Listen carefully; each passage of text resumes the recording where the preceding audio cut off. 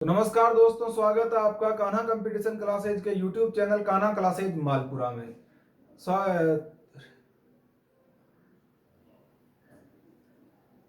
तो नमस्कार दोस्तों, स्वागत है आपका कान्हा कंपटीशन क्लासेज के YouTube channel Kanha classes Malpura में। दोस्तों, हम बात कर रहे थे राजस्थान की कला एवं संस्कृति के अंतर्गत राजस्थान के लोक देवताओं की। लोक देवताओं में हम सर्वप्रथम बात कर रहे थे राजस्थान के पंच पीरों की। तो आज हम बात करेंगे राजस्थान के पंच पीरों में शामिल लोक देवता गोगाजी चौहान की। गोगाजी चौहान, चौहान मतलब ये चौहान वंशीय राजपूत थे। इनका जन्म हुआ ददरेवा चूरू में। जन्म हुआ ददरेवा गांव, जो वर्तमान में है चूरू। पिता का नाम जेवरजी चौहान, जेवरजी चौहान,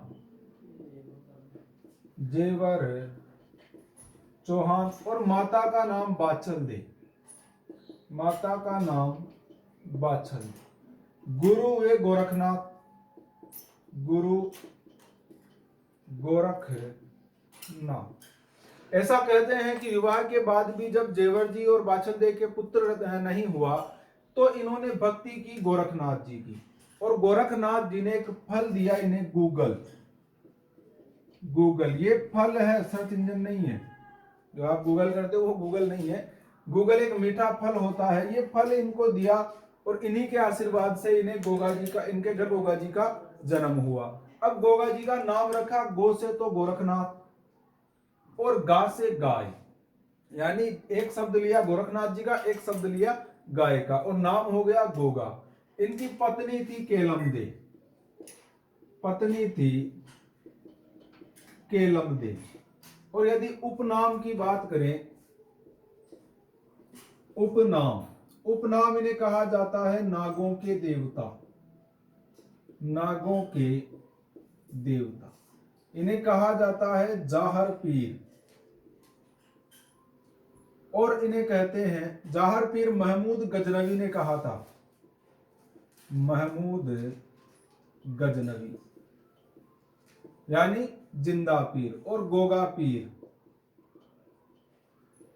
गोगा पीर नागों के देवता इन्हें कहा जाता है। एक बार एक कहानी की जनश्रुति है, इनका कोई ऐतिहासिक प्रमाण नहीं है, लेकिन ये कहानी है। कहानी यह है कि गोगा जी का विवाह हो रहा था केलमदे से। जब विवाह हो रहा था, गोगा जी शादी करने के लिए जा रहे थे, तो कहते हैं कि केलमदे को एक नाग ने डस लिया, और नाग ने डसने के बाद केलमदे मूर्छित हो गई और धीरे धीरे मरणासन अवस्था में पहुंच रही थी। लेकिन जब गोगा जी को इस बात का पता चला तो गोगा जी ने एक कढ़ाई में तेल गरम किया और कुछ मंत्रोच्चारण प्रारंभ किया। जब मंत्रोच्चारण स्टार्ट किया तो संसार के जितने भी नाग थे वो सब आकर उस कढ़ाई में गिरने लगे।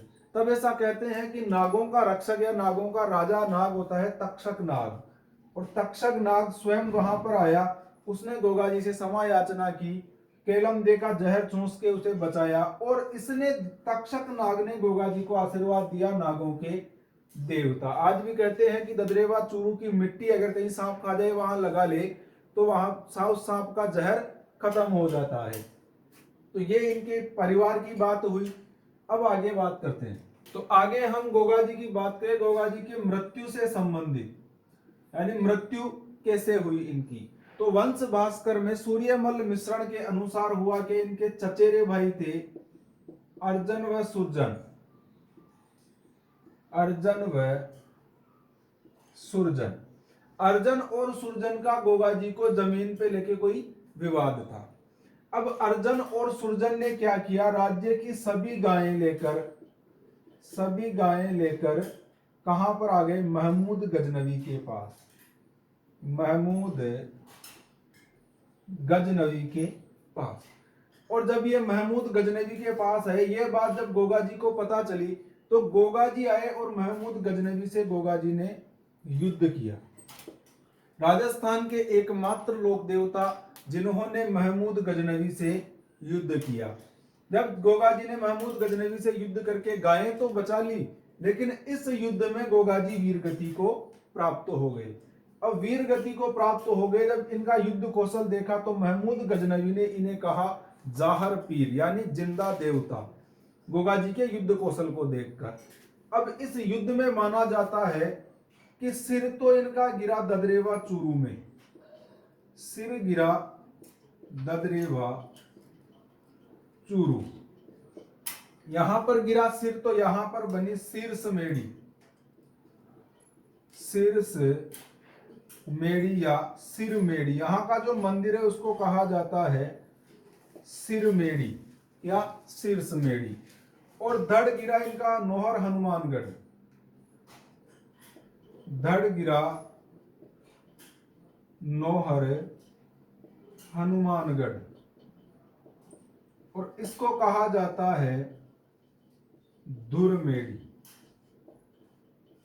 सिर ददरेवा चूरू में गिरा और यहां दोनों ही जगह इनके क्या है, मंदिर। अब सिर ददरेवा चूरू में गिरा, धड़ नोहर हनुमानगढ़ में गिरा। अब आप सोचोगे कि जब ये इतनी बात हो गई तो इन्हें गोगा पीर क्यों कहा गया है? तो इसके पीछे का कारण यह है, गोगा जी के मंदिर में आपको दो पुजारी मिलेंगे, एक तो हिंदू पुजारी और दूसरा मुस्लिम पुजारी। मुस्लिम पुजारी क्यों मिलेंगे? कहते हैं कि गोगा जी के ही 17वीं पीढ़ी में एक व्यक्ति हुआ कायम सिंह, कायम सिंह या करम सिंह, और करम सिंह को मुसलमान बना दिया गया था, और इसी कायम सिंह के वंशज कहलाए कायम खानी मुसलमान, कायम खानी मुसलमान। अब थे गोगा जी के वंशज, तो गोगा में नोहर हनुमानगढ़ में दुरमेड़ी के अंदर मूल मंदिर का निर्माण करवाया फिरोज साहेब तुगलक ने। यानी मंदिर निर्माण किसने करवाया? फिरोज शाह तुगलक ने।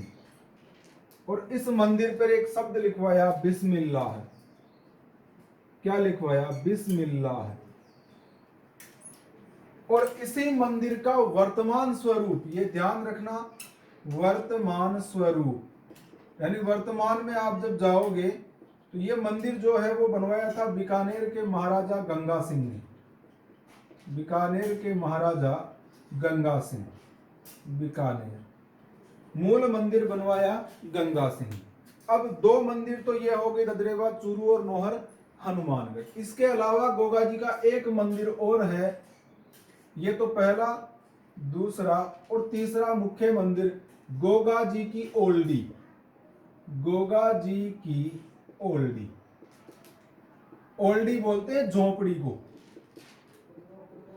और ये है सांचौर जालोर, सांचौर तहसील है, सांचौर जालोर, जालोर जिला है, यहां पर है गोगा जी की ओल्डी। अब हमने सर्वप्रथम राजस्थान की कला संस्कृति में एक टॉपिक लिया था त्योहार। उसको लेने के पीछे कारण क्या था कि जितने भी लोक देवता आएंगे, लोक देवियां आएगी या मेले त्योहार, सब किस पे चलेंगे? के हिंदू कैलेंडर पर। अब हिंदू कैलेंडर के अनुसार अब अगर गोगा जी का देखें तो उनका मेला कब लगेगा? गोगा नवमी के दिन। गोगा जी को कहा जाता है नागों के देवता या सांपों के देवता। नाग होते हैं काले, तो गोगा जी की जो नवमी मनाई जाएगी वो किस पक्ष में मनाई जाएगी? काले पक्ष में, और उसी दिन लगेगा मेला। तो इन जगहों पर इनका मेला लगता है गोगा नवमी के दिन, गोगा नवमी। और गोगा नवमी आती है भाद्रपद कृष्ण नवमी, यानी इस दिन लगता है इनका मेला। इसके अलावा कुछ अन्य बातें हैं, उन पर भी बात करते। अब देखो गोगा जी की जो पूजा होती है, पूजा वो किसकी होती है? प्रत्येक लोक देवताओं की जो अपनी पहचान है, जैसे तेजा जी की हम देखें तो पत्थर पे जो मूर्ति होती है उस पे अश्वारोही एक घुड़सवार होता है, और उसके भाले से एक सांप लिपटकर जीभ को डस रहा होता है। उससे हमें ये पता चलता है कि ये मूर्ति किसकी है? तेजा जी की। वैसे ही गोगा जी की कोई मूर्ति नहीं होती है, इन्हें कहा जाता है सांपों के देवता। तो केवल किसी भी एक मूर्ति पर सांप का चिन्ह, सांप का चिन्ह, यानी सांप का चित्र या पत्थर पे, लकड़ी पे या कागज पे सांप का चित्र होता है, उसकी पूजा होती है। कहते हैं गांव गांव खेजड़ी ने गांव गांव गोगो। खेजड़ी वृक्ष के नीचे इनका स्थान होता है, जिसे थान बोलते हैं। थान एक लगभग कॉमन नाम है, तेजा जी के स्थान को भी थान या देवरा कहा जाता है। इसके अलावा जब किसान होता है, किसान खेत में हल जोतने से पहले हल व हाली को गोगा राखड़ी बांधता है। हल और हाली, हाली जो हल चलाने वाला होता है उस पर किसान गोगा राखड़ी बांधता है।